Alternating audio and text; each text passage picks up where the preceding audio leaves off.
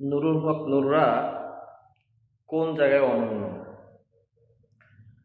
দেখেন, বাংলাদেশের মানুষ একটা সময় বিশ্বাস করতে পারতো না যে আওয়ামী লীগ বিএনপির বাইরেও শিক্ষিত ভদ্র মানুষরা রাজনীতি করবে।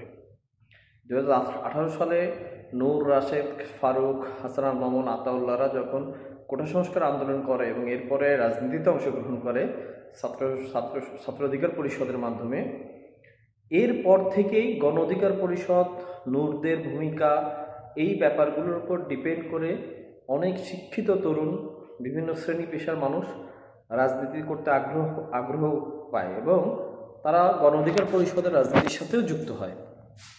পাশাপাশি আপনি যদি খেয়াল করে দেখেন, এর পরবর্তীতে আরও অনেকগুলো রাজনৈতিক দল আবির্ভাব হয়েছে, তারাও রাজনীতি করছে এবং সেই সব দলেও অনেক মানুষ যুক্ত হচ্ছে।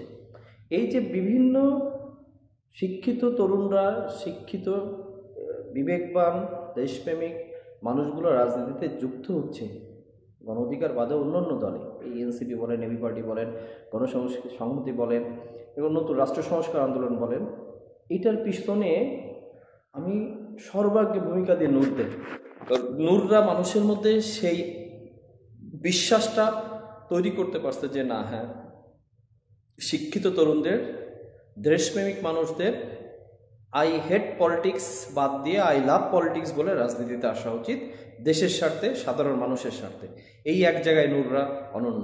নূরদেরকে সবার ধন্যবাদ দিতে হবে এক জায়গায়, যে তারা এদেশের তরুণ সমাজকে রাজনীতি বিমুখতা থেকে রাজনীতিমুখী করতে পারছে।